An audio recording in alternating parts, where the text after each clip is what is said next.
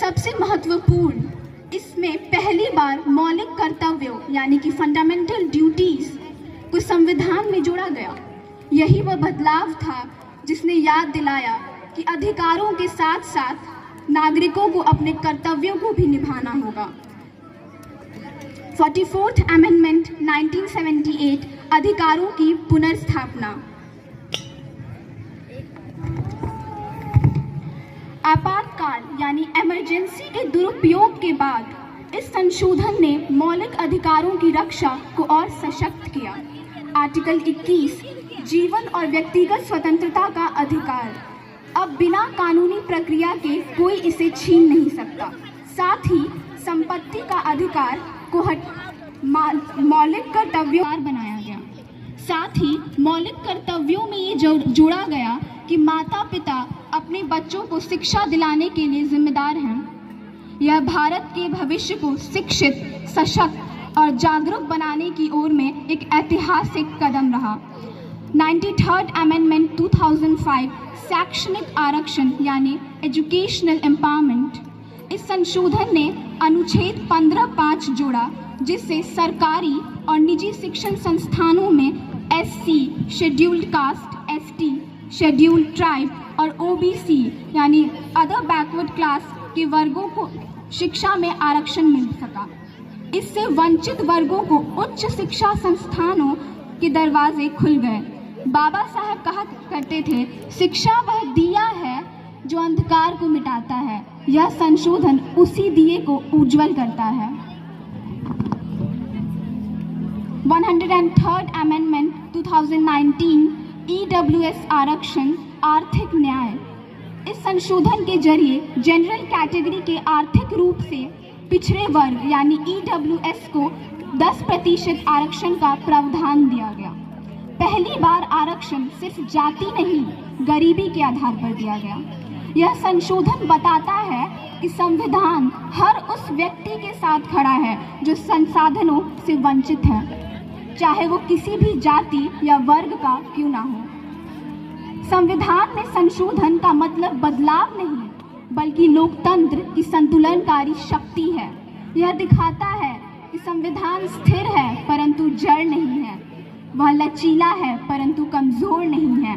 बाबा साहब अम्बेडकर की सोच हमें यह सिखाती है कि एक सशक्त राष्ट्र वही होता है जहां संविधान समय के साथ विकसित होता है, जनता के लिए और जनता के अनुसार। धन्यवाद।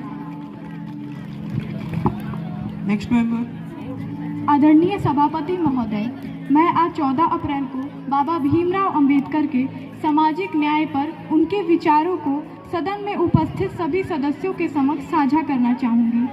सोशल जस्टिस, सामाजिक न्याय का अर्थ है हर वर्ग को समान अवसर, अधिकार और सम्मान मिले। यह सिर्फ कानून की बात नहीं, सामाजिक व्यवहार की बात है। भारत में सामाजिक न्याय को चुनौती देती है। सामाजिक न्याय कहता है दलितों को सम्मान दो, महिलाओं को समान अधिकार दो, स्वास्थ्य और शिक्षा सब तक पहुंचाओ। अगर समाज में आज भी किसी भी वर्ग को कमतर समझा जाता है तो लोकतंत्र अधूरा है। सामाजिक न्याय ही संविधान की आत्मा है। Now, I would like to draw your attention towards some points of his vision. Dr. Ambedkar concept of social justice stand for the equality, fraternity and liberty in all the human beings.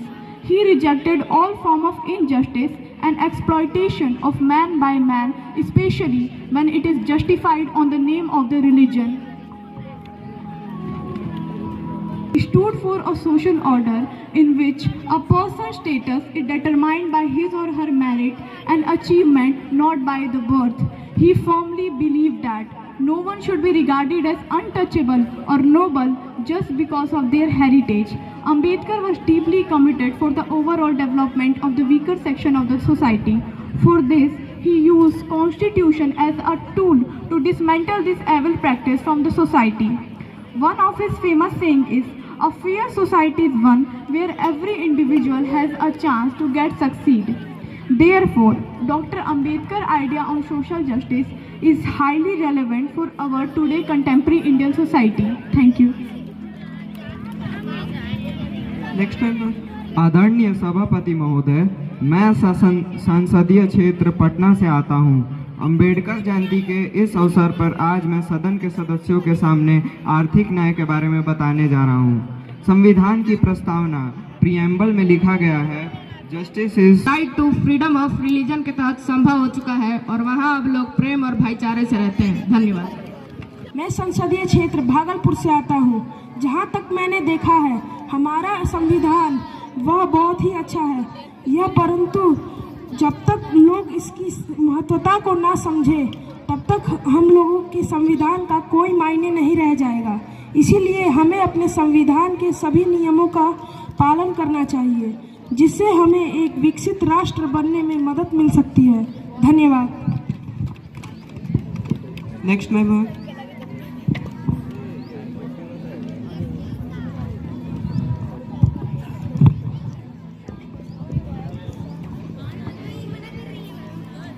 आदरणीय सभापति महोदय और यहाँ उपस्थित सभी सांसदों को मेरा नमस्कार। आप सभी के समक्ष मैं अपना एक प्रश्न रखना चाहती हूँ। हमने दुनिया का सबसे सुंदर संविधान लिखा, लेकिन आज भी दलितों पर अत्याचार क्यों? महिलाएं असुरक्षित क्यों? झुग्गियों में बच्चे भूखे क्यों? शिक्षा और स्वास्थ्य अमीरों तक ही क्यों सीमित है? क्या यही है हमारा न्याय? क्या संविधान सिर्फ किताबों के लिए है? और क्या हम सच में एक न्यायपूर्ण समाज में जी रहे हैं? इन सभी समस्याओं का समाधान तभी संभव है जब यहाँ सभी उपस्थित सम्मानित संसदगण इन समस्याओं के बारे में सोचें और उन पर कार्य करें। धन्यवाद।